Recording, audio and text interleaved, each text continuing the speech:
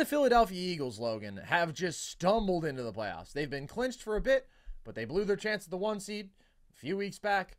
They blew their chance at the division, and they lost outright today to the New York Giants. They have lost 5 of their last 6 games.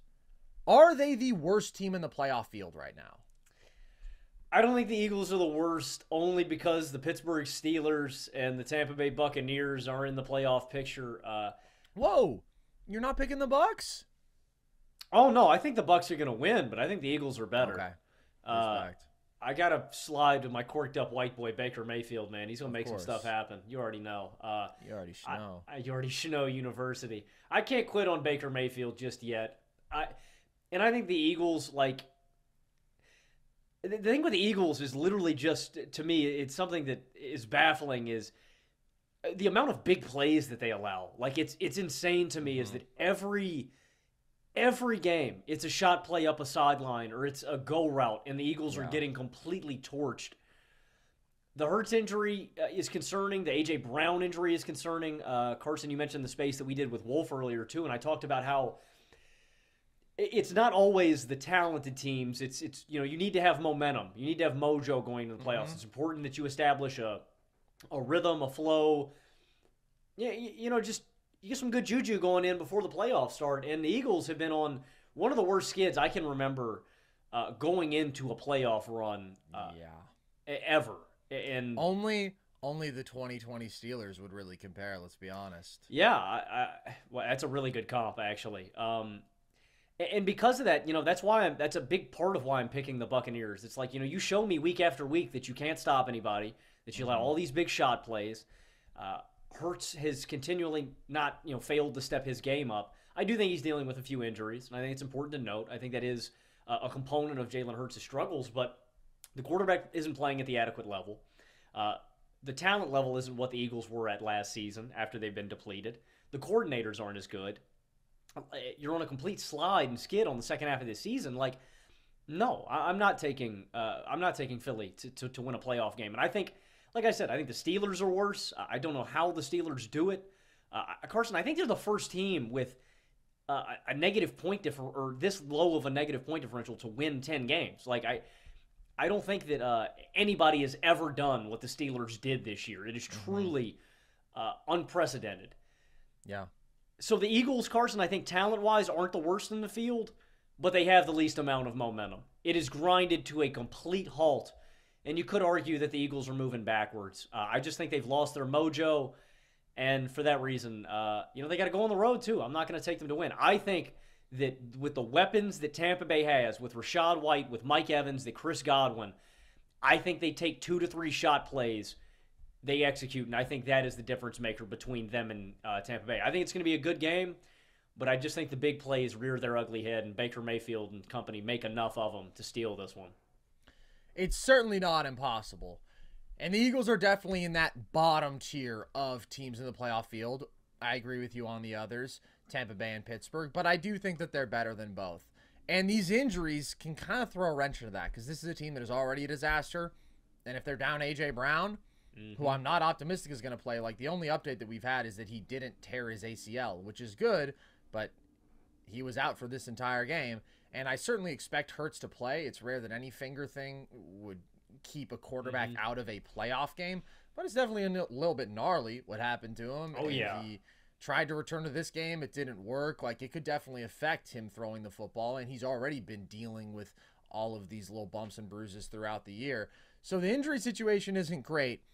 I do still think, as much as Hurts has struggled, and I have been critical of him for the decision-making, turnovers, struggling more against some new defensive looks without his coordinator, all of these things are real. They still have good quarterback play. They still have a damn good O-line. And even without A.J., it's still a decent receiving core. Devontae and Goddard, it gets pretty shallow after that. Julio, they're probably going to have to rely on Julio in a spot like that. With A.J., it's a damn good cast of weapons. We'll see if he plays. And at least that defensive front and that pass rush is still something. Like, all of those units have not been as good as last year, but I can still view them as legitimate strengths for this football team that got them to 11 wins at all. But this is another poor defensive performance. And you mentioned just the tendency to allow explosive plays, Logan. They're doing that today, not necessarily just through the air, but to an offense that averaged 15 points per game this year. One of the worst offenses we've seen in the last decade is getting what they want against the Eagles. Like, that defense is just bad. There's no ifs, there's no ands, there's no buts. The linebackers suck. The secondary is taking a step back. The pass rush hasn't been as dominant as last year. When you suck every single week, basically, for 17 weeks, you suck. They're the number 29 scoring defense, man. They suck. And I want you to reiterate something on the space that we did earlier with Wolf. Yeah. I thought you summed it up really well, Carson, about the fact that we covered up. Totally.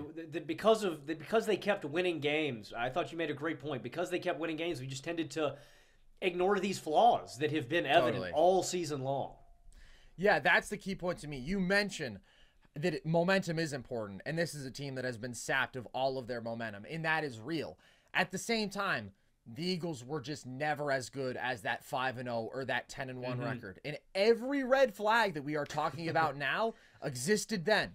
The difference is just that they found a way to sneak out with a win against the Commanders when they let that team put up almost 500 yards of offense. And then the Cowboys outplayed them, but they had a weird late game gaffe. And then the Chiefs outplayed them, but Marquez Valdez-Scantling drops a ball that would have been the game-winning touchdown. And then the Bills outplay them, but they lose in these unprecedented circumstances. Just a couple timely plays that go in Philly's direction. Like, they were outplayed for 4 consecutive weeks, and they won those games. And they kept playing mediocre teams really tight, escaping versus the Pats, escaping versus the Vikings, escaping versus the Commanders twice.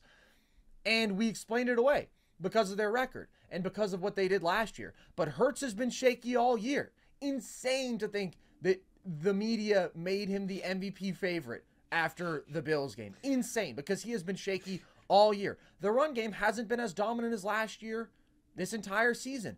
The defense has really struggled in these same categories this entire season.